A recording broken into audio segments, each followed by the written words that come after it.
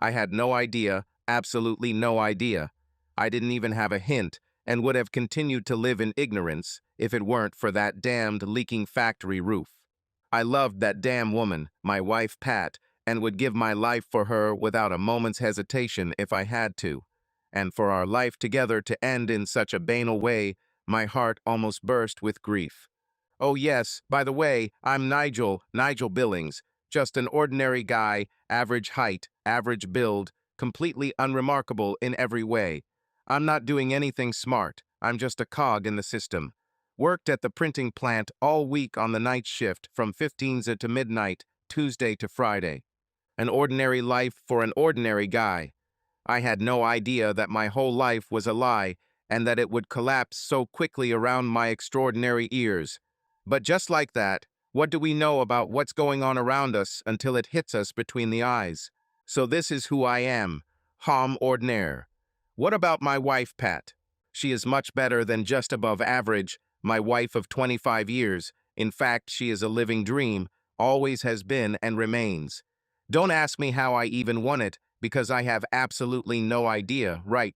She is tall, 175 cm, already a centimeter taller than me, and when she puts on chic heels, she towers over me. But I dealt with this complex while we were dating. It was never a problem as long as she was with me. I was proud to show her off. Blue-eyed and blonde, beautiful, that much is clear, although at 45 her blonde hair now requires a fortnight's help from a colorist at Marlene's salon in the village. To some, her slender figure may not be full enough in the chest, but for a die-hard ass and legs fan like me, her firm butt and long, slender legs are a dream come true. As for her small breasts, she was able to nurse our 3 children without any complaints from them, and thanks to her regular gym sessions 3 times a week for 2 hours, they are still firm over a flat stomach and are the perfect handful for me. Why do you need more? As far as I knew at that moment, I was one of the lucky ones and should have appreciated my blessings. Oh, I thank my lucky stars every day, until at night, because of the damn leaky roof. There weren't any stars visible in the factory, whether they were lucky or not. A year ago on this day, an event occurred that completely destroyed my life. I guess the consequences of that night have ruined a lot of people's lives, but I'm selfish enough to not care about anyone else. I know I suffered the most, and I don't care what it meant to anyone else. Okay, I recognize that others have suffered and continue to suffer consequences, and to be honest, most of the consequences are largely due to my actions at the time. But does this matter to me? Of course not. Why should I? They don't care about me. No, not one of them. Where to begin? Well, I guess I should start with the fire. Of course, it was the fault of old Jack Grafton, a stingy old man, and his inept son Jack Jr. Only made the original mistake worse. The roof of the 60-year-old building we worked in was always leaking, and every time it rained heavily, we had to set up to a dozen plastic trash cans to catch not only the drips, but in some places the constant flow of dirty, rusty rainwater. The owners of Grafton Graphics were greedy, and instead of replacing the entire roof, which was really necessary, they simply patched up the worst areas from time to time. This only moved the leaks further along the roof, creating a disadvantage in being able to predict where all the drips would end up each time, or what often turned out to be bubbling streams. The night of the fire was a wet, stormy autumn night with rain pouring down in buckets for about 45 minutes. At the far end of the building, where I worked alone in the plate department, I had only one leak, a spot on the wall indicating its usual path. I didn't need a trash can for this leak as the water just ran down the wall and formed a puddle on the floor. As usual, I just threw in a bunch of cleaning rags to soak up the water and prevent it from reaching the passage where it could cause a slip. I continued to work on the print plate set as this particular leak did not affect me. Then, about 25 minutes into the storm, the lights in the plate room flickered before the room went dark and all the machines stopped working. The green emergency output lights came on within seconds, but the main power backup generator never came online. Outside, the lampposts were still lit, so it was clear that the problem was isolated to our old building.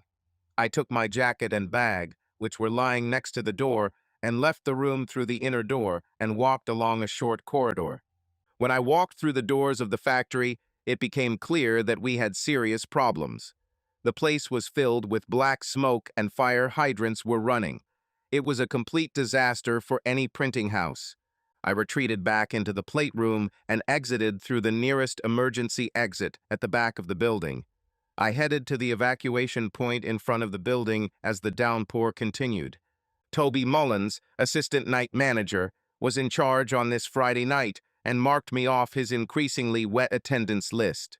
Apparently, I was the last one because after that he announced that everything was in place. I liked Toby. He was young and ambitious, but fair and always grateful. Toby asked, rather than ordered, people to do things, and people usually responded positively. He knew how to do one thing for sure: make decisions. "Okay, we're all here. The fire department is on the way," he said. "Can we move these cars out of the front parking lot? Otherwise, they will be blocked." Several people groaned as they realized their keys were still inside, inaccessible from their lockers. I parked in the back near the exit of the parking lot, so I had no problems. Several of us, including me, jingled our keys cheerfully, to which those trapped with their keys and coats in the locker rooms just groaned. "The leak found its way into the electrical panel of the 5-color press," Toby continued, "and the explosion blew the door off. Sparks ignited a nearby trash can containing cleaning solvents, which then spread to the press. So we probably won't be able to work the rest of the night. Once firefighters have calmed the electrical problem, the night shift will have to clear out and assess the damage. All of today's printed work and all of the paper stock prepared for tomorrow's orders will have to be replaced. It is clear that printing will not resume until late Saturday morning, and perhaps not even until Monday." We heard the sirens of at least 2 fire trucks moving along the bypass road. As several guys who had car keys hurried to park their cars, Toby walked up to me. "Since this is an electrical problem, once the fire is contained, an electrical engineer will need to check the panel and possibly replace it. They have a response time of 2 hours before they even arrive, and you're finishing in less than 3 hours, so you better go home now." The plate department worked only in 2 shifts, unlike the rest, which worked in 3 shifts. If a plate failed on the press between midnight and 6 in the morning, the machinists had to make it themselves.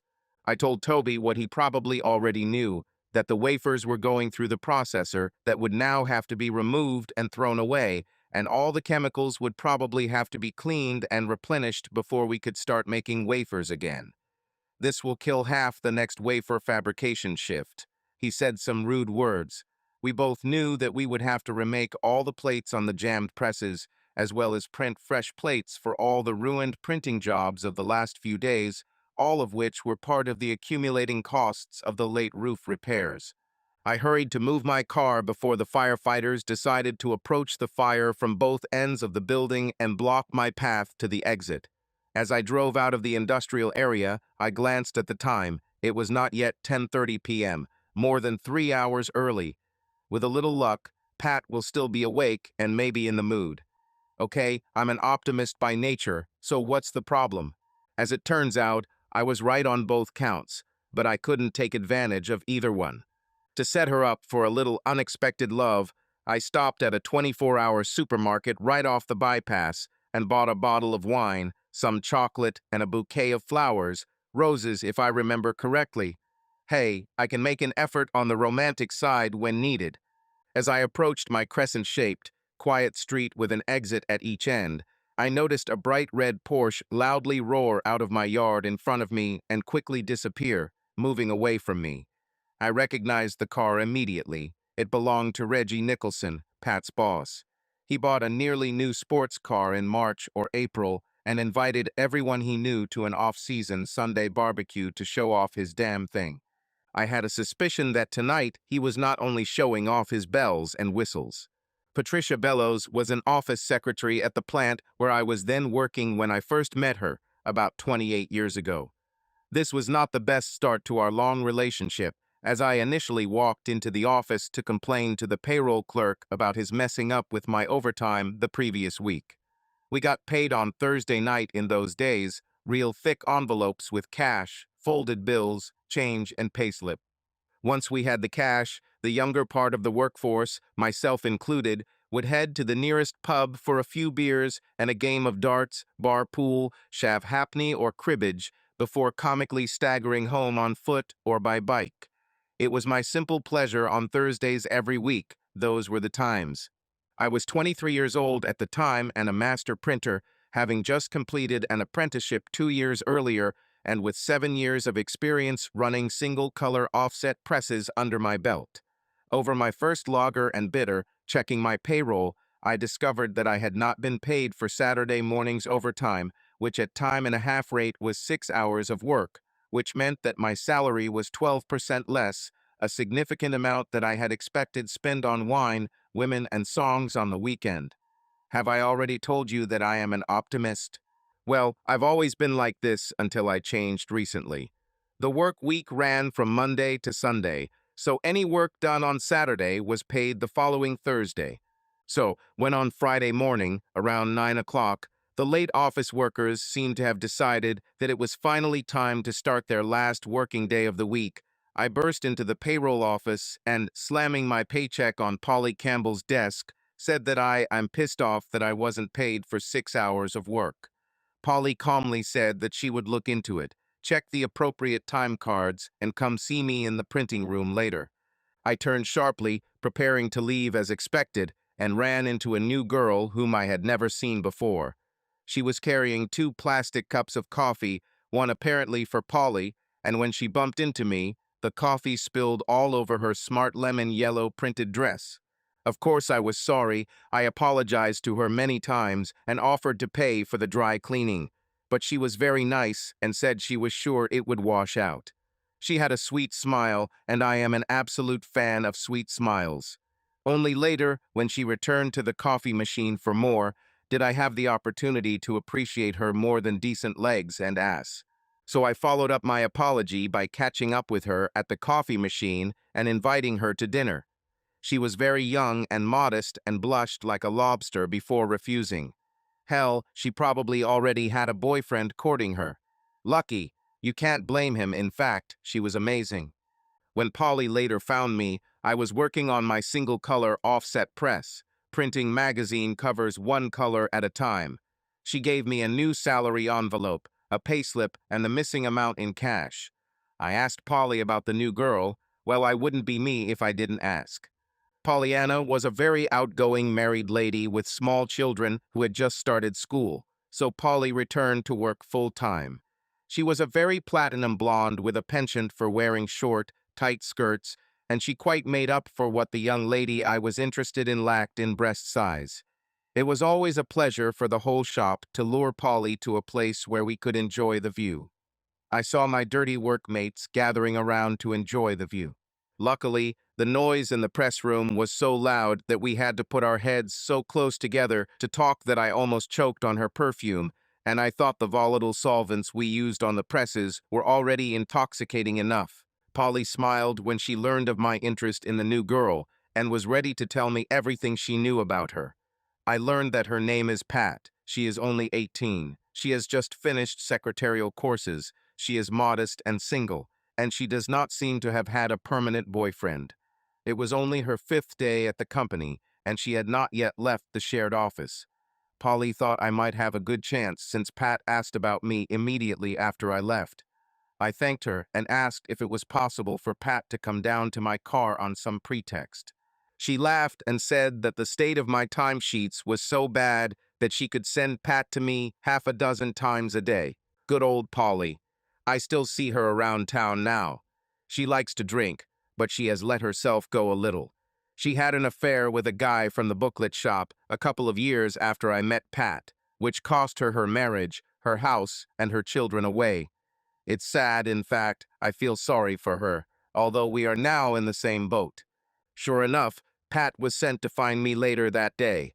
Luckily, the press was stopped when she arrived as I was washing it, perhaps between colors or from a previous job. I asked her if she had time to tour the plant. She was here for her second interview, but it was Joan, the office manager, at the end of the day, and everyone who knew anything about working in the plant had already gone home.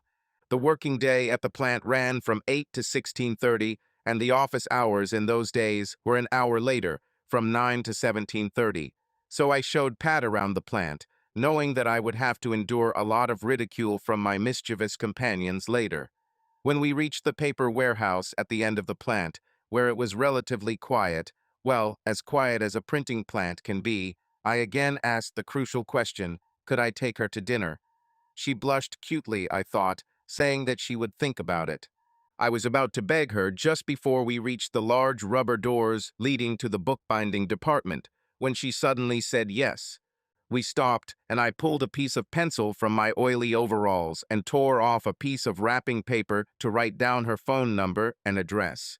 We agreed to meet that evening at 7, and she left on her wobbly heels, leaving behind the most pleasant sight of a leaving girl that I had seen in a month of Sundays.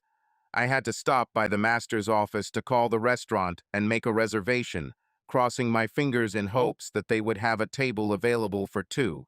And it was. I checked my finances. I used to put a few coins into my savings account on Saturday each week. This dinner will probably cost me more than I planned to spend the entire week. I had to borrow money from my old mother from the money I left on the shelf after returning from the pub on Thursday night. I needed this money until I could go into town on Saturday morning after working overtime and withdraw enough to give to her. Mother could tell I was impressed with this girl. I took a bath on Saturday, Friday night, and put on my best suit, or rather my only suit. I didn't even think about what I would do on a second date, or even if there would be one. I went all in on that first night. I checked where she lived on the way home from the factory in my old beat-up Vauxhall, so I could easily find the place again in the dark. There was no sat-nav in those days. How did we even manage? We come from different walks of life, me and Pat. I was a factory floor worker. She worked in an office. Her parents were middle class and owned a candy store on Main Street, while my father worked in a factory making parts for washing machines. I lived with my parents in a rented house in the middle of a row of cramped houses on a council housing estate. Pat's parents' house was much more upscale. It was their own half-house with a garage and room on the side to expand if they wanted. In their backyard, as I found out later, there was a gazebo and a laundromat with lawns and flower beds. Our backyard was concreted, and we had my father's dovecote in the barn at the back. In front of the house, there was a village green with its own pond with ducks. The only grass on our way was coming through cracks in the sidewalk. I was supposed to pick Pet up at 7. Of course, she wasn't ready, so I was ushered through a spacious square hallway into the living room, where I had to wait 10 minutes on a chintz sofa, having fun with her little sister Evelyn. Evie could make any man squirm, she still can. She was only 12 at the time, and she kept asking me awkward questions like if I had kissed Patricia, where we were going, what we should eat, when we would be back, and when I would take her with me again. Oh, did I know I had protruding ears? Yes, I knew. She asked all these questions with an all-encompassing seriousness that continues to this day. I felt like I had heard enough when where why to last me until the end of the world. Evie and I danced around each other, teasing and flirting, without any serious intentions anyway, for 30 years. I found her tiresome most of the time, but we always seemed to get along. Pat once thought that Evie had a crush on me when she was a child, but I never noticed. When Pat walked into that cozy living room, the walls seemed to melt, and we were left alone in the middle of the ballroom, and for a moment I felt like I could dance from here to the moon. And I couldn't dance to butterscotch. I was the same wallflower that raised me with ivy. But I flew out of that stately semi-detached house with lovely Pat on my arm as if I had wings. Until I got to my rusty pile of cars. I kept forgetting that the passenger door in the old car stuck like a bitch. I have never used this door myself. My passengers only used this door on Saturday afternoons and Sunday mornings, when I took a few stocky buddies with me to watch the match in the afternoon and play Sunday football in the morning. Damn, I pulled and pulled at that stubborn son of a bitch door and cursed. And then I walked around to the driver's side and used all the strength of my size 10 on it to open that son of a bitch from the inside. All my football teammates are strong people, so I usually don't have to open the door for them. There was probably an opening technique that my comrades had learned out of necessity, but I hadn't bothered to master it. My mom wasn't seen dead in my car pile, so it wasn't an issue up until this point. I apologized to Pay for the pile of cars and the uncontrollable outburst of profanity.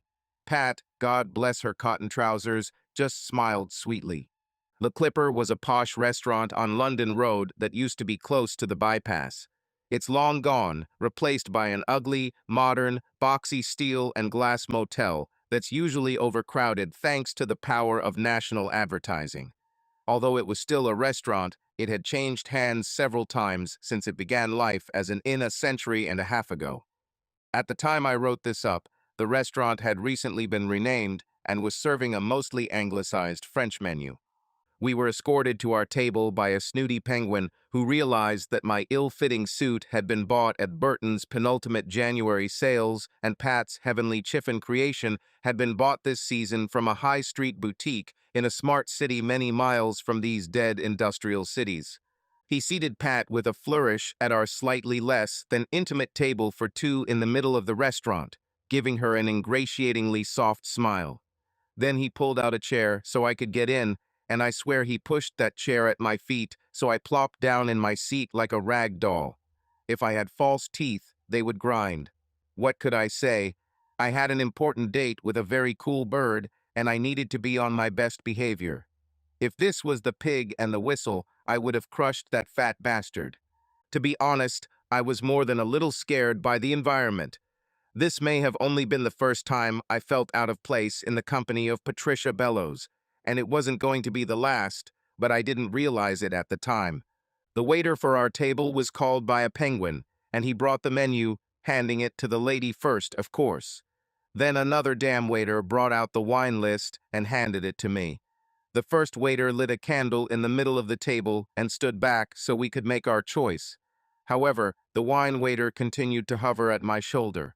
I resisted ordering a pint, especially after seeing that a half pint was 1.5 times the price of a full pint at my local pub. Pat was still studying the menu when I politely asked her if a pitcher of house wine would suit her, to which she looked up, smiled, and said yes. Then, after further clarification, she chose white so I could get rid of the wine waiter. No wonder they charge so much for everything in places like this. They are clearly overstaffed. I don't remember what we ordered back then, all those years ago, but I'm guessing Pat opted for fried chicken with a heap of creamy, herbed French sauce, and I probably opted for the crispy, well-done steak just as nature intended, except with a dash of Coleman's on the side. Thank you. However, what I do remember is that while holding the menu, I accidentally brought the top of it to the candle flame. I didn't notice this because I was studying the tiny font at the bottom, trying to find the fries and beans in my order, probably until the menu lit up.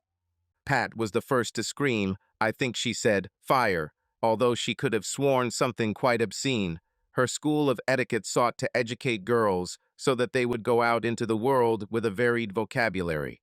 I definitely cursed. These laminated plastics light up like Roman candles. Then I dropped the damn menu like a hot potato that knocked over a candle and lit a lace napkin on the tablecloth. At that moment, a wine waiter walked over with our jug of wine. I grabbed it and poured half of it into the fire. What a scandal this caused.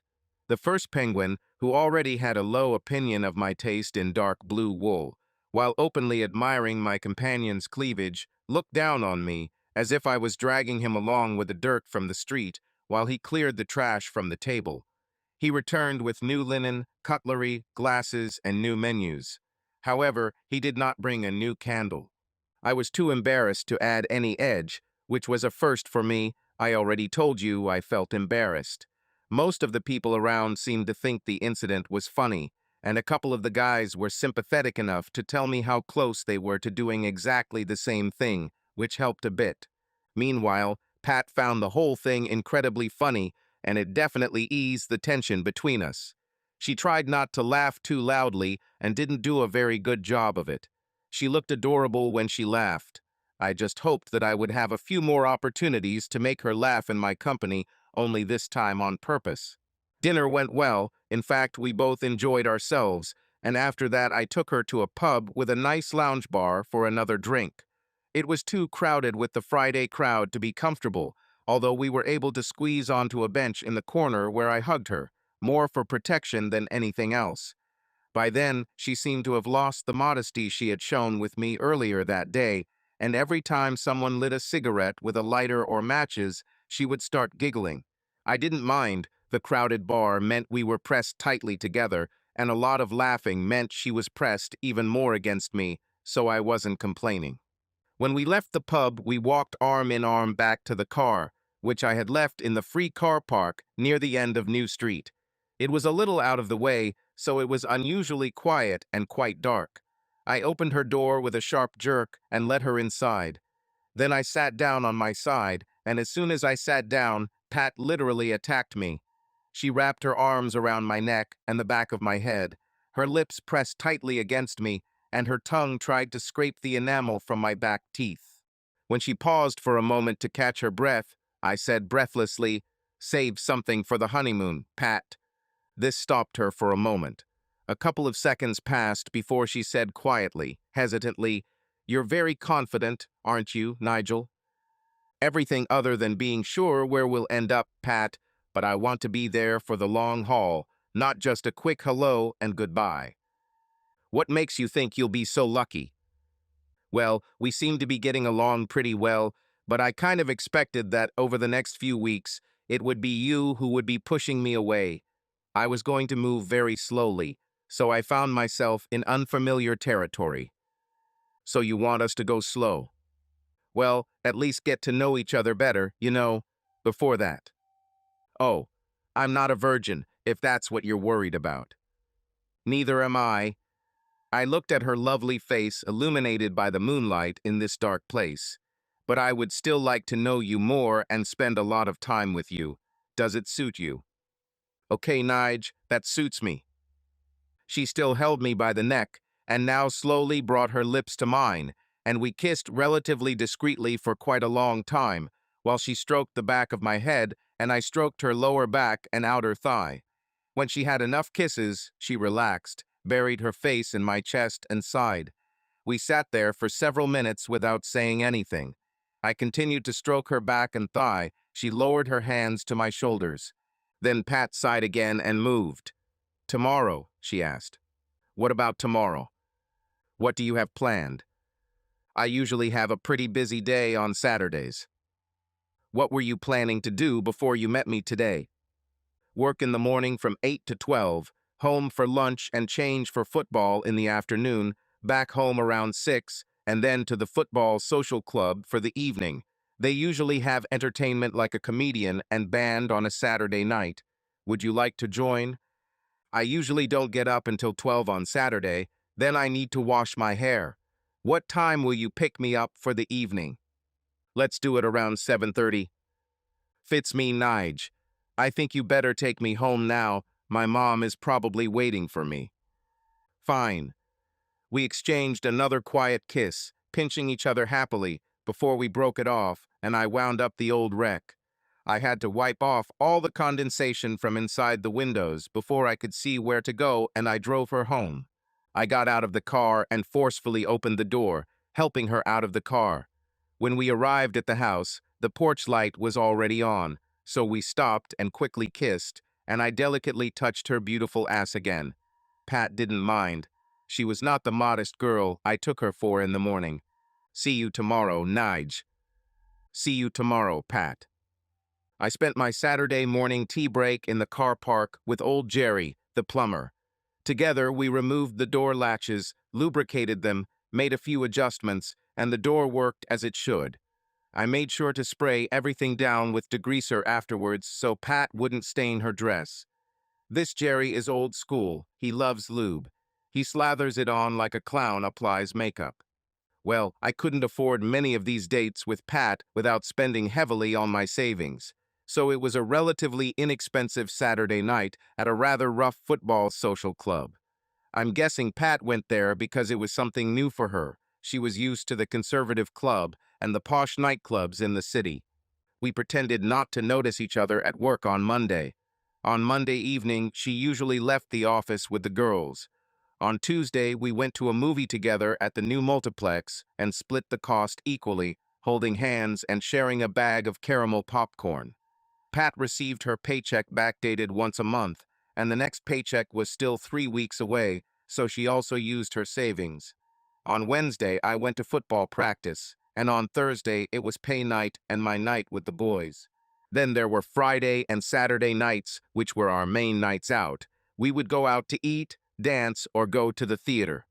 We continued to meet regularly, and our relationship developed day by day.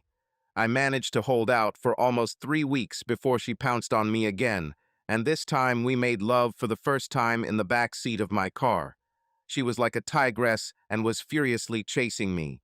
I tried to keep both of us on the ground and not use her, but in the end she used me. I honestly felt that now that she had me, she would disappear, but to my surprise, this did not happen, and we continued to strengthen our relationship. We were from different worlds, middle class and working class. Class differences were much clearer almost 30 years ago. I stayed on the production floor my entire working life. I liked it. Eventually, when the opportunity arose, I moved to work in the wafer fabrication department, which gave me a significant increase in salary. Therefore, I actually earned good money as a worker and was highly respected among my colleagues, although I say so myself. On the other hand, Pat received an excellent basic education at secretarial school and college and was ambitious in business. So she kept taking management courses and moved on to better and better jobs before we had children, which we had for 6 years in her early to mid-20s. Because I worked shifts and with the support of our mothers, Pat was able to work full-time, taking only minimal leave to care for each child. So her career continued to flourish. She joined the Spinner Group about 6 years ago, and she and her boss, Reggie Nicholson, became a great team and were promoted several times until Nicholson became sales director and Pat became the senior of 3 sales managers. Pat was also the life of the party. She liked dancing and dinners, she sometimes drank too much, she liked to meet a lot of different people, and she had a lot of friends who I thought were rather superficial. Her best friends were a very boisterous bunch and often got into trouble. Most of her friends and her sister Evie faced marital problems, divorces, and affairs. Her sales jobs included many dinners, wine parties, clients, or attendance at concerts, ballet, and sporting events. This meant that I had to trust her to behave herself when she was without me, and I never had any reason to suspect her of anything. She made it a rule never to drink when she wasn't with me, so she was always in control. I always trusted her, just as she trusted me. I was a much quieter person than Pat, I wasn't a good dancer, and I didn't like clubs in general. I especially hated dinner parties, mainly because the people who went to them tended to look down on me because I worked in a factory. I liked beer more than wine and rarely drank until I passed out. I didn't have many friends, but they were friends for life. I didn't make many new friends over the years. How we were even able to meet and get married 2 years into our relationship has always seemed amazing to me. The fact that we were still together after 28 years of marriage constantly surprised me. I constantly reminded myself that I was in a place I wasn't supposed to be, and I was grateful for that the entire time it lasted. This led us to a night with a leaking roof at the factory, and I arrived home to see a possible rival for my wife's affections driving away from my house and disappearing around the corner. I parked my car in the short driveway with room for only 2 cars and pulled up behind Pat's car, a brand new black BMW sedan owned by the company. It was a completely new model, full of the latest automotive gadgets, a reflection of its undeniable value to the company. I turned off the engine and headlights and sat there for a minute or two, trying to collect my thoughts before entering. I had a half-serious intention of following Nicholson, but perhaps he had some innocent reason for being there, perhaps just dropping Pat off after a meeting with clients. The hood of Pat's car was cold, the rain had eased, but the car hadn't moved for at least a couple of hours. I took the chocolate, wine, and flowers into the house, quietly opening the front door. The ground floor was dark and the rooms were empty. I left my shoes at the entrance. Pat would never allow street shoes to be worn around the house. She had cream carpets, and I always got nuts for drops of coffee or for bringing in rubbish from the garden. I tiptoed into the kitchen and left the 3 items I'd bought there for safekeeping before sneaking upstairs. The lights in the master bedroom were on, and I could hear the shower running. The bed was in disarray, the blanket was on the floor at the foot of the bed, pillows were scattered everywhere. Her dress, blouse, tights, and underwear were scattered across the bedroom floor. I examined the bottom sheet and a couple of pillows. The room smelled of fresh sex, so it seemed that my loving wife had enjoyed at least a couple of hours of extramarital love in our bed. Pat was unaware of my presence, her joyful post-sex singing barely audible over the sound of the running water in the shower. The layout of the bathroom was such that there was not enough space for a bathtub. There was only a shower, wash basin, and toilet. In addition, the bathroom door could not be opened inward, so it opened outward into the bedroom. As quietly as possible, I moved the bed so that it blocked the shower door from opening. This meant I couldn't close the bedroom door, so I left it open, wedging the bed at an angle so the bathroom door was securely closed. I then removed all the bedding, including the pillowcases, and put them in several black trash bags from the cupboard under the kitchen sink. I took them to the car and locked them in the trunk as evidence, I thought, for a divorce. Luckily, I thought, we didn't have any of the kids at home. Charlie and June were at university. Charlie was in his second year of his undergraduate degree in Newcastle, and June was starting her master's in Manchester. Robert moved out 3 years ago and lived with his girlfriend across town. With me out of the house until literally 1 in the morning, Pat had the freedom to do whatever she wanted in the evening. How long she had been doing what she had obviously just done, I had no idea. I searched the garage and collected a few things that I thought I would need and put them in the trunk of the car. For a moment, I was tempted to set the house on fire, especially knowing that 2 fire engines were probably still occupied across town at the factory. Another thought that came to my mind was to drag Pat out of the shower, wet and naked, and dump her on the front lawn. I didn't like what would happen to the children in any of these cases. I knew where Nicholson lived. We visited him in April of this year. I didn't know if he parked his beautiful car outside the house, in the driveway, or in the garage. I drove past his house, and there she was, in the driveway. I parked around the next corner about 50 meters away and opened the trunk, taking out half a liter of white alcohol and about half a liter of methyl alcohol, as well as a box of matches that I had stored in the garage for a barbecue. It was about 10:15, and most of the houses on the street had lights on in their bedrooms and also downstairs. I consoled myself with the thought that at least I wouldn't wake up too many adults, and it wasn't a school day for the kids. The sports car was parked on a slight slope, and another car, probably his wife's, was parked in front. I poured methyl alcohol on each of the Porsche tires and then white alcohol on the roof and sides of the car. I lit 2 matches and threw one at the driver's side front wheel and the other at the rear wheel. The flames ignited immediately, licking the tires and paint and rising up the car towards the roof. By the time I walked around to the other side and threw the next 2 matches, the car was already well engulfed in flames. I calmly walked back to my car, started it, and drove home. On the way back, I called Toby on his cell phone and told him I needed a favor. Okay, he said warily. What? I asked him if the fire department was there. No, we just left. There was another emergency. I told him about my wife and Nicholson's car. I didn't even ask. He just said I was there all night and ordered me to come back as soon as possible to prove it. I left the bottles, still with some liquid in each, back in the garage and pulled out an old 3-liter can of used motor oil that I was going to recycle. Then I entered the house. I could hear loud bangs and hysterical muffled cries of, "Let me go," from the shower room as he walked up the stairs, stepping in his street shoes on its perfectly clean cream carpets. I grabbed the roll of trash bags that was still sitting there and started pulling all of her things out of her drawers and closets, stuffing the clothes as wrinkled as possible into the bags, starting with all of her fancy branded items that she wore for her dear friend Nicholson at work. I hauled the first 3 or 4 bags into the garage, poured a good dose of thick black oil into each bag, and tied them up. I spilled some oil on the garage floor, thinking what a bungler I was. I had old dirty rubber boots for gardening.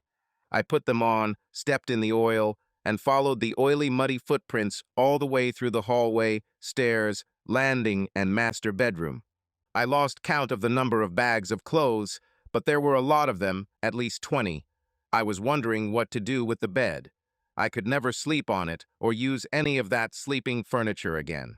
I had already decided that I couldn't use Toby's alibi since I was the only one who could come home and take Pat's things out to the garage. Crap. The imprints of the size 10 rubber boots were pretty damn obvious. I decided that at most I would spend 6 months in jail for setting fire to Nicholson's car and decided that every day was worth it. I might even get a suspended sentence if any of the 3 magistrates had previously divorced a cheating spouse. So, with the last bag tied, I took my 14-pound sledgehammer from its hook on the wall and lifted it into the bedroom. I smashed each nightstand with a couple satisfying blows of the hammer. The shower room fell silent for a while. I didn't notice this until I started using the hammer, but when I started, the screams of death began with renewed vigor. For a moment, I wished I had an axe instead of a sledgehammer so I could pry open one of the shower door panels and perform the "Here I am, Johnny" scene from the movie The Shining and really scared Pat one last time. You can never really plan these things properly without advance notice, can you? I trashed her dressing table and all the closet doors, and I smashed her favorite full-length mirror to pieces. I thought that given that I had just learned that I had 28 years of failure, another 7 years would be just a walk in the park. Then I started destroying the bed. Everything went quiet in the shower room as I moved the destruction closer to that door. I assumed that she had either passed out from horror or had cut her wrists. By that point, I didn't care what happened to her. I dragged the mattress down the oily steps onto the front lawn and dumped it there.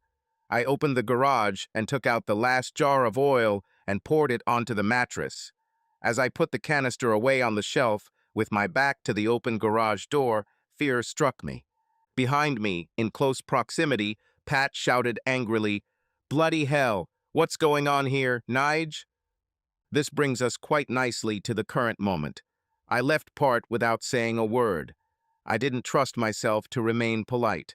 I left that night, still wearing my rubber boots, still wearing the same oily work pants I was standing in. I never heard from Nicholson, so there was no trial for arson. I eventually received court papers for a legal separation from Pat, with all of our assets frozen until both of our girls had completed their full education. I was instructed to continue to contribute the agreed-upon amount to the joint account to maintain the house and pay off the mortgage. I didn't like it because I had little money left to live on. I cut my expenses by giving up my cell phone and car. I'm tired of all the messages from Pat probably saying that her hookup didn't mean anything or something like that. I didn't listen to any of them, but I could guess what kind of nonsense there could be. I bought a second-hand bicycle to commute to work and rented a one-room studio above a busy shopping street, simply because it was cheap. I had to change jobs. Grafton Graphics went bankrupt as the company seemed to have no insurance, and I was laid off along with everyone else. Finally, after 3 months of trying, I got a job at a small copy shop on the main street, taking orders, designing small print jobs, making paper plates, and printing on small offset presses, or even copying documents. It wasn't much, but it was work. The children took their mother's side, naturally, when I called them the next day individually, and they all said that they wanted nothing to do with me. They all agreed that I should be locked up after what I did. Not a word about what she did to me. I may have scared her, but she destroyed me. Oddly enough, the only family member I've kept in touch with over the past year has been Pat's sister, Evie. She walked into the copy center one lunchtime about 2 weeks ago, and suddenly we found ourselves face to face, not knowing what to say. She came back a couple more times, and each time she told me that Pat wanted to talk to me. I told her until my face turned blue that I didn't want to talk to that lying cheater or any of her selfish children. As I pointed out to her, it was Pat who insisted on the legal separation, not me. Evie said it was a mistake. They thought they would lure me out of hiding to appear in court, but I never showed up to challenge the court's decision. Then Evie came by to remind me that it was the first anniversary of what we both humorously called the shower incident. Evie wanted to take me out to a restaurant to celebrate or perhaps commiserate. I tried to tell her no, I really didn't want anything to do with that family anymore, but she didn't listen. She insisted, and I admitted to her that I simply could not afford to go out in public, since alimony was squeezing every last drop out of me. Okay, I still had money from the severance package, about 8,000, but it was frozen in an ISA, strictly for emergencies. Evie insisted on paying for dinner, so I agreed to go with her as long as we went somewhere inexpensive. When she asked why, I admitted that I left that night only in work clothes, and I didn't have a suit or even anything decent to go out with. What I could wear I picked up at second-hand stores. She looked at me with such pity and squeezed my hand that I became even more determined to set her up. At the last minute, however, I remembered Pat once saying that Evie had a crush on me when she was younger, so what did I have to lose? My pride is long gone, and I have nothing left. I agreed to meet Evie at a restaurant for two reasons. First, I didn't want her to know where I lived in case she told my family, and second, I could always leave and ride my bike without being left stranded. I suspected it was a trap for Pat's ambush. I don't know why I thought this would happen. Pat and I were legally divorced, and she could initiate a divorce at any time, and I expected her to do so as soon as the girls graduated from university. I was just suspicious of Evie's motives because one woman had already disappointed me, and that made me suspicious of everyone. Listen, as I explained earlier, I'm not young anymore. I'm nobody that anyone would pay second attention to. I don't have a girlfriend, haven't for a long time, and frankly, I don't need anything from all these people. So why is Evie so interested in bringing me into the world? Even though she had a teenage crush on me almost 30 years ago, she is 11 years younger than me and a gorgeous 40-year-old. I'm a frustrated 50-year-old single man with funny protruding ears who settles into the role of a depressed and lonely old man who doesn't care about the rest of the world. I parked the bike and locked it against a pole at the edge of the parking lot next to the gloomy restaurant wall and pulled my pant legs out of my socks. I took the helmet under my arm and entered the restaurant.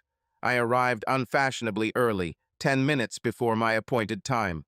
Looking around the tables casually, I didn't expect to see her anymore, but she was there, at a secluded table for two. Perhaps this meant Pat wouldn't ambush him at all. Evie looked very attractive, but that didn't change the fact that this was a relationship that was going nowhere. I looked like something the cat brought in, and I really didn't want someone sitting across from me who would constantly remind me of her sister, my ex. As I approached the table, Evie saw me and stood up to kiss me on the cheek. I hid my helmet under the table. She looked at this gesture and asked, "Without a car today?" Without a car at all, I had to give it up. Every penny goes towards supporting your bitch sister, her lover, and her daughters in the style they are used to, I said bitterly. Oh, I didn't know you were so bad. Yeah, I lost my job when the plant didn't resume work after the fire. This meant that I was out of work for 3 months, and as soon as I got another job that paid about half as much as before, your sister put restraining orders on me, freezing my assets from the time we were married and demanding blood made of stone. I took my helmet from under the table and stood up. Listen, I'm too angry and can't eat. It was a mistake that I came here. I have to go. Evie stood up and grabbed my hand. Please don't go, Nigel. I really need to talk to you. And look at you. I've never seen you so thin and exhausted. You need some food. Stay, she begged. Evie was like the little girl she was when she was 12 years old. If I had stayed, I would probably have been faced with a ton of questions starting with double V. Okay, I said. I am easily persuaded. Perhaps I'm just tired of the beans on toast diet in my flat. No wonder I have few friends. Evie ordered me a glass of beer and some kind of cocktail for herself. She already had one. She ordered the mixed grill, and I chose a large, juicy seared steak, chips, and mushrooms. I still wasn't sure I was hungry, but I figured I could afford it, Evie could pay, and I couldn't pass up the opportunity. While we were waiting for food, something strange happened. A woman approached the table, quite attractive, elegantly dressed, to be honest, even too elegant for this establishment, perhaps even a little provocatively. She was, I would say, between 35 and 40, with shoulder-length dark hair. She stopped at the table and stood next to me. "Sorry," she said in a hesitant, nervous voice. She looked at Evie briefly and then back at me. "Do we know each other?" I noticed there were no rings on her left hand when I stood up. She was an inch or so shorter than me, of slight build, but with expressive breasts, and seemed even more nervous when I stood up. I can't help but get up when people speak to me. "I don't think so," I tried to smile to reassure her. "I would definitely remember someone so attractive if we had met before."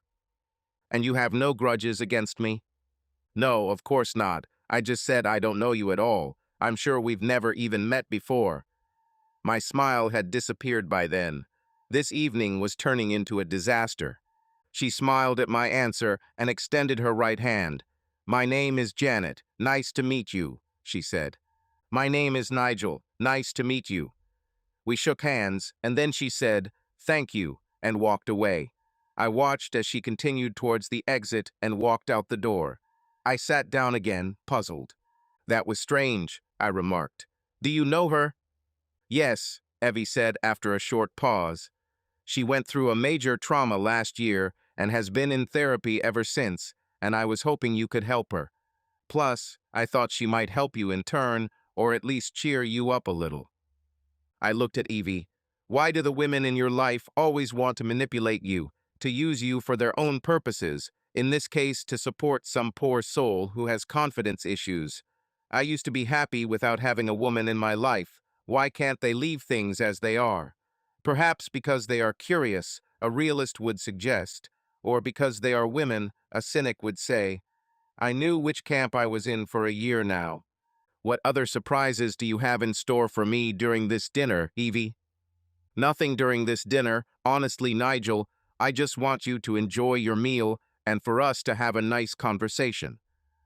I'm happy to chat about anything except my broken marriage or your sister and anyone in her, and therefore your family. Okay?" "Okay," Evie agreed. "So where do you live now, Nigel?" "I'm renting a one-room studio. I won't say where." "Is she comfortable, Nige?" "No, it's cold, damp, and very noisy here. It's not a very good area of the city, and there are always a lot of young people around. I have to bring my bike to the safety room. I could talk to Pat about lifting the financial restrictions of the separation, if you'd like." "No, the end is in sight. It's only another year or so, I think, until Junie finishes her master's. I assume Charlie got her degree since Pat's payments went down a couple hundred a couple of months ago." "Oh yeah, she graduated with honors. I went to Newcastle with Pat for graduation. It was wonderful," Evie said. "Charlie was really upset that you weren't there." "Yes, of course. Charlie scolded me rudely when I called her last year, and that ungrateful child said she never wanted to talk to me again," I said bitterly.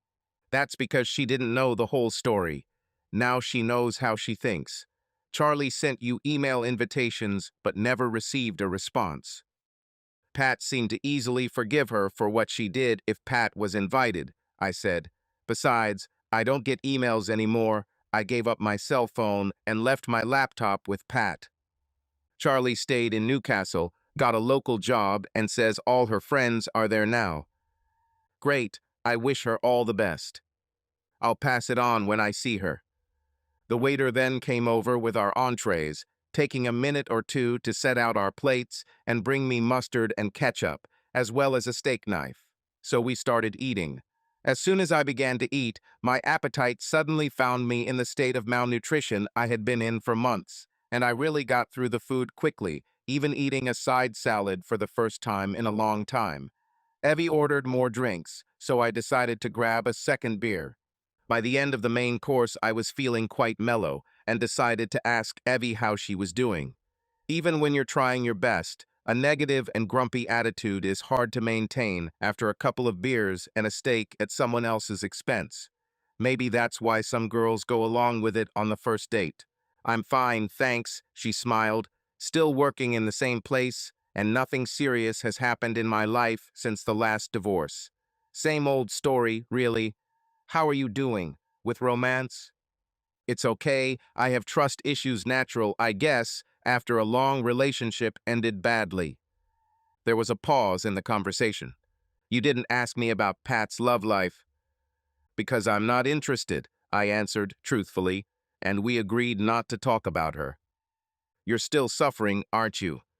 No, not really. Not because of the marriage per se. I think I accepted that it was probably over long before Muffins realized it.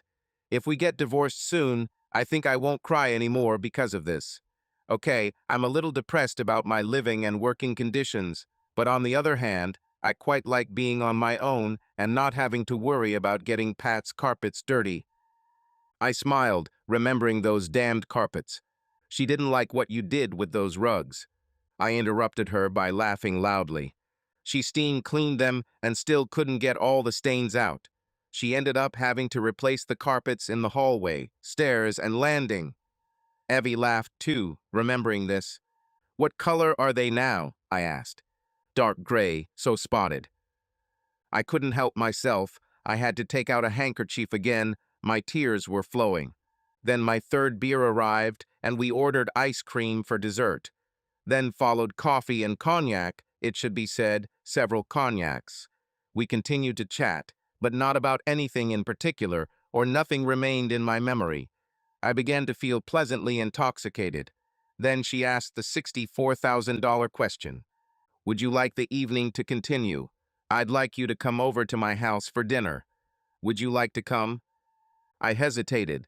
In fact, the evening went very well, and I started to enjoy it. I didn't go out for a whole year. I really missed company, especially female company. However, Evie was too close to home. I wanted to avoid all these complications. Sorry, Evie, I have to go home, work tomorrow. Plus, I don't want any complications in my life right now. Please, Nigel, I can't drive anyway because I've had too much to drink, so I need to call a taxi. Please come with me for at least an hour. We can have a cup of coffee, and then I'll arrange a lift for you home. No nonsense on my part, I promise. There's no point, Evie. Sure, you're a beautiful woman, but I treat you like a sister. We'll never be more than that. Wait here, she said. I'll just call for a car, and we'll talk about it when I get back. I twirled my fingers, waiting for her to leave. The waitress came over to clear away the coffee cups and glasses. I ordered a couple more cognacs and asked for the bill. Evie was still missing. I got the feeling that she ran away and left me to pay. Damn, I thought, this might be an inexpensive restaurant, but I'm sure the bill will be around £70, and I don't have that much cash on me. The cognacs and the bill arrived together. It was over £80. Hell, I might have to do their dishes for the next 2 weeks if Evie ran away. I'm definitely fed up with the Ballo family. I drank my cognac slowly, warmed it in my hand for quite a long time, swirling the glass, inhaling those heavenly vapors. Evie was still gone, so after I finished mine, I took her cognac and began to warm it in my hand as well. The waitress serving our table passed by several times, probably wondering why I was left alone and had not yet paid the bill. I was thinking the same thing and wondering how much time was left before closing. It felt like I sat there all alone for at least 20 minutes, and then finally Evie returned, to my relief, which must have shown on my face. "Missed you, dear?" she asked. I thought I'd have to do the dishes, and I left my favorite dishwashing gloves on the drying rack at home, I replied. Sorry, I was just sorting out my trip. You can still join if you change your mind, of course. No, I replied. Maybe another time when I'm feeling a little more social, say in a couple of years. The waitress brought out a card terminal and Evie paid the bill, to my relief. After the waitress made the sale and left, Evie smiled at me. Ready? Ready? I bent down and picked up my helmet. We walked out of the restaurant arm in arm. I thanked Evie for dinner and promised to return the favor when Junie finally finished her education and I was freed from financial obligations unless she decided to become a professor. When we got to the exit, I asked Evie when her car would arrive, and she said that they were already here and that she would just wait here while they drove around the parking lot. So I kissed her on the cheek goodbye, and she asked me not to lose touch with her. I reminded her where she could find me at work if she wanted to contact me. I rounded the corner to where the bike racks were. It was gloomy around, and in front of my bicycle stood two people, a man and a woman, well bundled up against the cold of the night. I did not look at them carefully as I was busy putting on my helmet and tying the strap, but as I passed by them, the woman addressed me. "Nige, can I speak?" she said. I froze. I hadn't heard that voice for exactly 12 months. I knew it. "Little sister called you and delayed me to give you enough time to get here?" "Yes, we waited at her house for you both to come to the diner, but you refused her offer. I really needed to talk to you, honey." I took off my helmet and looked into her face. "Don't call me dear," I said firmly through clenched teeth. "You lost that right a long time ago." I looked past her to see who was with her. It was dark, and he was wearing a baseball cap. It was not Nicholson, who was about my height and build. This guy was taller, thinner, about 6 feet. "Who are you, mate? Hats off, please." He took off his baseball cap, saying, "It's me, Dad, Robert. I'm here to help Mom talk to you." Is this the same Robert Daniel Billings who told me he wanted nothing more to do with me just a year ago? I said sarcastically, then turned to Pat. "Is he my son, Pat?" "Of course he's your son, you idiot," Pat snapped. "How could you doubt it? I don't know how long you've been dispensing your favors to your other lovers. I only caught you once." I threw it at her just as venomously. "Dad," Rob shouted. "Nigel," Pat sobbed at the same time. I continued, adding, "This is the reason why I never wanted to talk to you again, Pat, neither of you. It's too heartbreaking. You all want nothing to do with me, and I don't want anything to do with you either. Why the hell can't you all just leave me alone?" I screamed and at the same time started crying while trying to put on the helmet. I just wanted to get out of here. "Dad," Robert shouted again and hugged me, pressing me to him. I tried to break free, but he pinned my arms to my body, and he was too strong, and I felt Pat hug me too. I stopped wasting time and energy on resistance and just burst into tears. I felt someone pull the helmet from my weakened hands and put it on the ground, and then Evie hugged me from behind too. Damn, I was surrounded on all sides, and all four of us were crying now. Families, even broken ones, still hurt, don't they? "Nige, you never caught me," Pat said through her tears.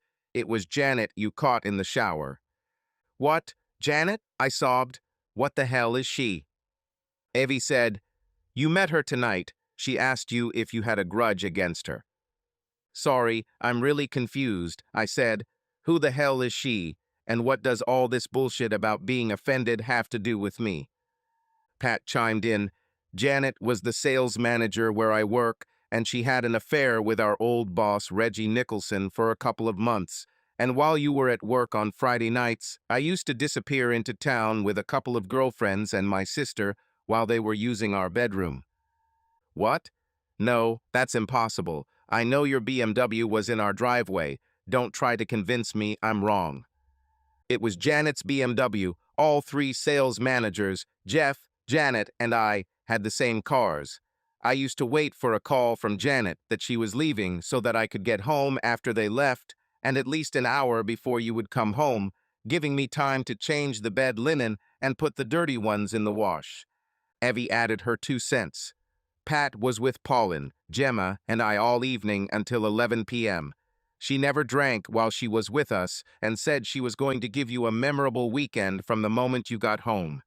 Jem and Polly were so jealous of Pat because your marriage was the strongest we have ever known." Was, maybe, no, that's impossible.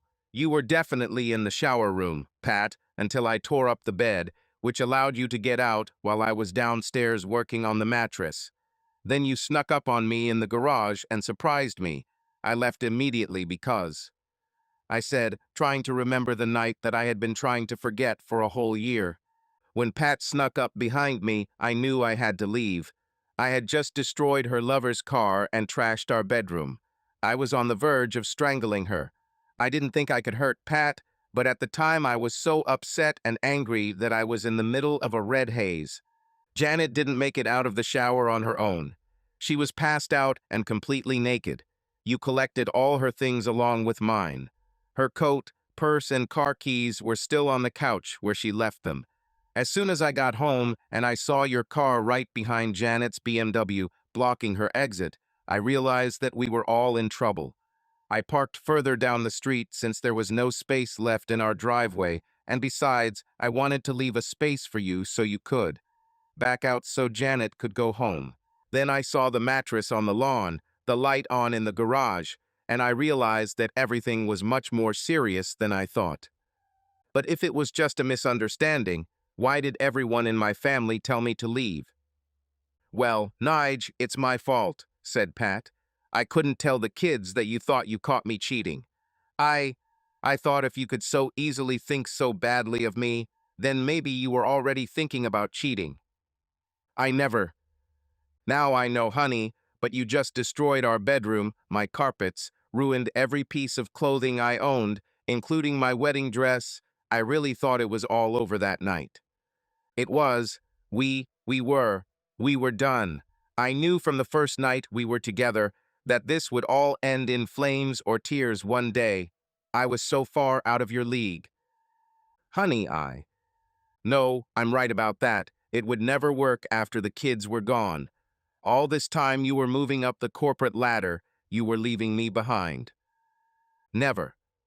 And you were much more experienced at sex than I was. That was obvious from our first date, and then you took the initiative our first time, so I knew you would leave me as soon as someone better came along. I was a virgin. What? I think it was a three-part chorus. I attacked you that first night because that same night I fell in love with you and wanted you to take my cherry right away.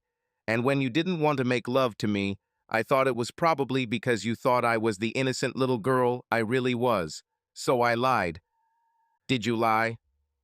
I lied. It was always just you. I never wanted to cheat with anyone. I'm not like Janet. I only ever wanted you. All that evening, I thought about making sweet love to you while Janet and Reggie snuck around and had disgusting, cheating sex in our bed. Knowing that I didn't have to look for romance, I already had the real thing at home. So if it hadn't been for that damn factory fire, I might have gotten lucky that night. And for the first time all weekend, there were no children at home, remember? Damn, I really screwed up by acting half-conscious, didn't I? You did it, but I wasn't much better then. I was truly angry at what you did. You destroyed the house, destroyed our bedroom, destroyed every seam of the clothes I owned. And Janet was scared, traumatized, and she hasn't been the same woman since then. We had to let her go from work. She couldn't work and couldn't cope with her divorce. Anyway, I had to call an ambulance after you left and stay there with her until then. She ended up in the hospital. The poor girl was in traumatic shock and needed sedatives. In fact, she still takes them. I couldn't stay home alone that night, so I called Evie. Evie intervened. Pat was a complete mess. Her nerves were on edge. She couldn't follow Janet's ambulance to the hospital. I had to pick her up, and then from the hospital, I took her back to mine. She stayed with me for over a week. This week has been a nightmare, Pat said. On Monday morning, Reggie came to work very late with a black eye. He was late because his wife needed to use the company car to take the children. Weekend at the hotel, apparently his wife had been suspicious of him for a long time, and you setting his car on fire was the last straw, so she hit him over the head with a lamp and kicked him out. Then, on Monday morning, Janet's husband came into the office and beat him to a pulp. Janet's husband went to the hospital with his mum early Saturday morning after finding a message from the hospital on his phone as he finished his night shift. His mom offered to go with him and take her clothes home to be washed. It was then that he found out that she was brought in only in a coat and nothing else. Evie continued the story. He put two and two together and confronted her. She admitted that she had an affair, but refused to say with whom. When her husband walked into the office Monday morning and saw Reggie's black eye and panic at seeing it reflected in the other eye, I think he broke 4 ribs. He broke. Then Evie and Pat started laughing. Couldn't happen to a nicer guy, I said. I thought I was going to get arrested for arson. No, laughed Pat. Reggie was sure that it was Janet's husband who burned his car, but no one admitted that they found out who did it. The funny thing is that Janet's husband was a fireman who was present at both your factory fire and Reggie's car fire. But there were many witnesses who saw me leave. However, no one liked that arrogant bastard enough to describe you to him or the police. Pat laughed. His neighbors were warming their hands by the fire and were a little annoyed when the firemen arrived and put out the flames. So why haven't you told me it was a mix-up until now? I didn't know anything about the Grafton fire for about a week, or about Reggie's car for that matter, Pat said. I was very angry with you and didn't want to talk to you, especially seeing how angry you were that night.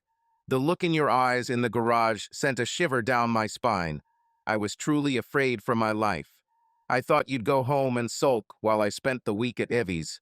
And Evie called us early the next morning and told us that you and your mom had a big fight, that you broke a few things, and that she was staying with Aunt Evie until you cooled down, Robert interjected. She was clearly terrified of the violence, and we all thought the worst, that you were going through a midlife crisis and needed time and space to cool off. I'm sorry about your wedding dress, Pat, I said. I didn't even notice anything in particular. I just grabbed everything and the hangers.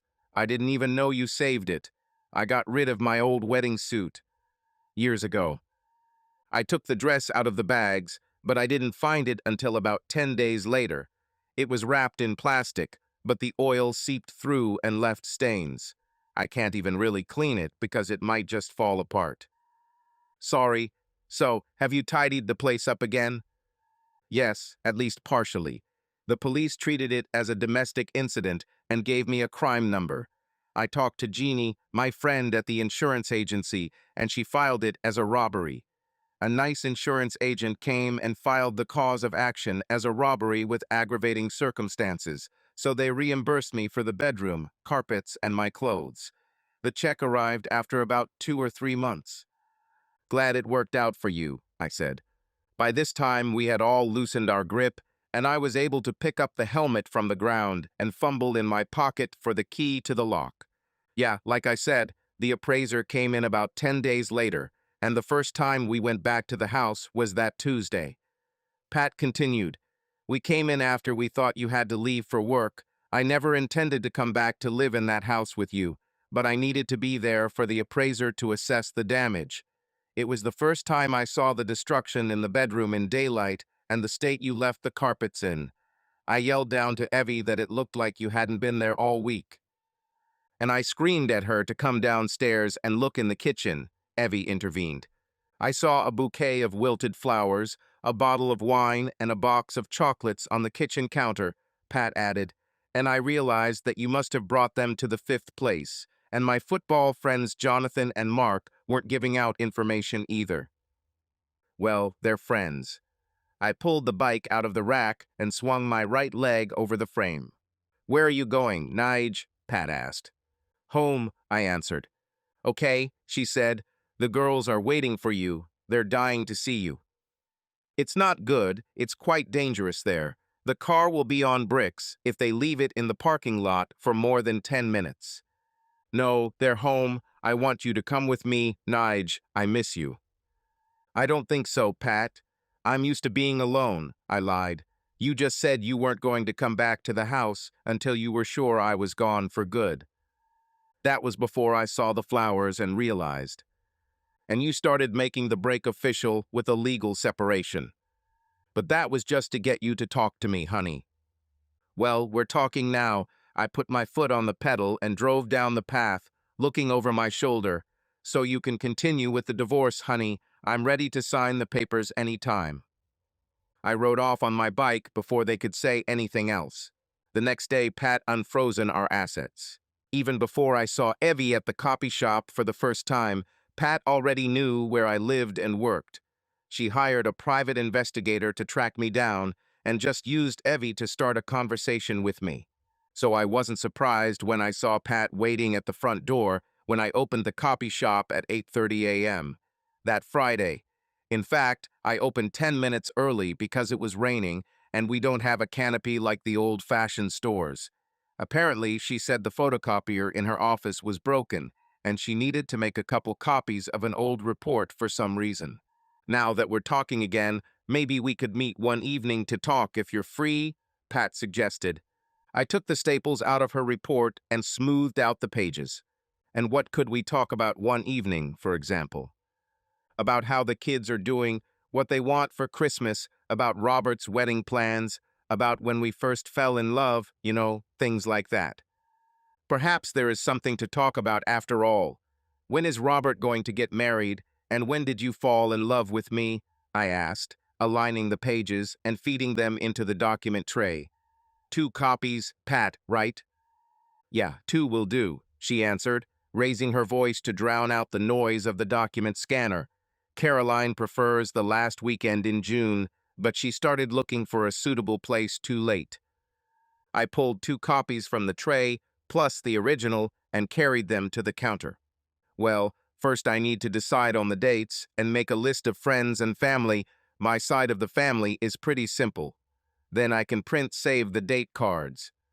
I stapled the 2 copies together, just like the original, and took them to the counter. Of course, I said, putting the papers in the bag. Where and what time? Say, at the Charisma Lounge at 7 in the evening. She took the package. Maybe you were right. We worked well together for a while. How much do I owe you?